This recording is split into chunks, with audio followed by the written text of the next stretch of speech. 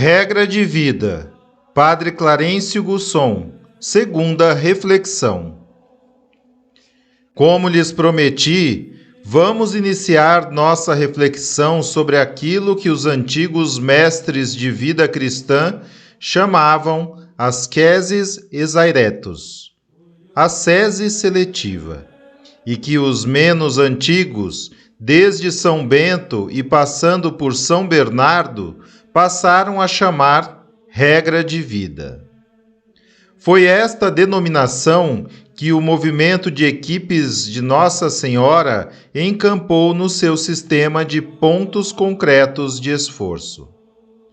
Começo com uma velha, sexagenária lembrança que não amarelou com a idade.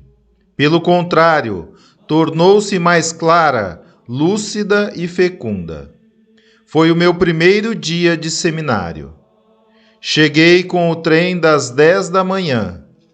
Poucos minutos depois estava cruzando os umbrais do seminário, que já fora a casa do primeiro bispo da diocese. Às 11h30, almoço. Lá estava eu meio desencaixado na centena de colegas barulhentos que se reencontravam após um mês de férias. Ao terminar o almoço, pensava: agora vou conhecer o resto da casa, os recreios, os campos de esporte, a piscina. Nada disso. Todo mundo em fila, em silêncio, rumo à capela.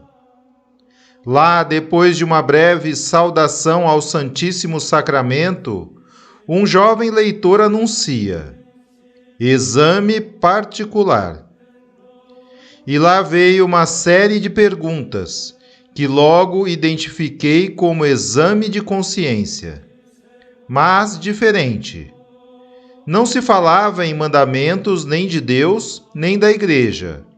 Só em algumas coisas que cada um deveria ter escolhido, selecionado, para fazer ou deixar de fazer, a fim de crescer em alguma virtude ou corrigir algum defeito.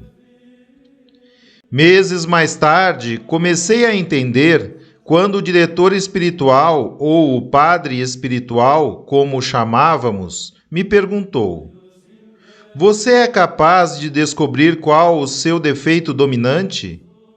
E explicava: não se trata tanto de saber qual é o defeito em que você cai mais vezes, mas aquele que é causa de outros defeitos e que, portanto, quando corrigido, corrigem-se naturalmente aqueles que dele dependem. Quase em seguida ele propôs: vamos descobrir qual a virtude na qual você precisa trabalhar mais a fim de progredir na vida cristã.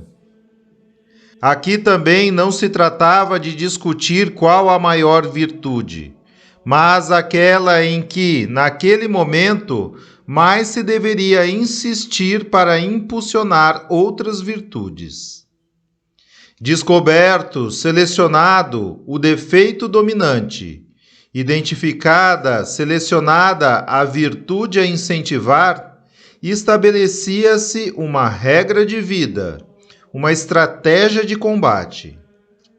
Por exemplo, quem tinha que lutar contra a vaidade era convidado a assumir livremente as tarefas mais humildes e menos cheirosas da comunidade. Quem tinha que trabalhar melhor sua generosidade, uma ou duas vezes por semana, abria mão da preciosa sobremesa em favor de um colega mais fraquinho que estava precisando da energia do açúcar. E para ninguém esquecer a regra de vida, criava-se uma mnemotécnica, que ia desde o nó na meia que se ia calçar no dia seguinte, passava pela tosse do professor de latim e chegava até a colaboração de um colega que, num intervalo estratégico, se encarregava de perguntar meio irônico: você já fez hoje sua regra de vida? Em resumo, no exército dos nossos defeitos, identificava-se, selecionava-se o comandante, isto é, o defeito dominante e tentava-se eliminá-lo. Eliminando o comandante, o exército debandava. No complexo das virtudes cristãs, selecionava-se aquela que mais deveria crescer, e nela se concentrava todo o esforço, o melhor da oração e a prece mais sincera pela ajuda do bom Deus. Entende-se bem por que motivo a regra de vida foi chamada inicialmente ascese seletiva.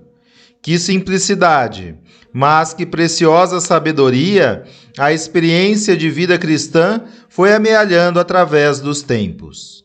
Vamos explorar um pouquinho este caminho.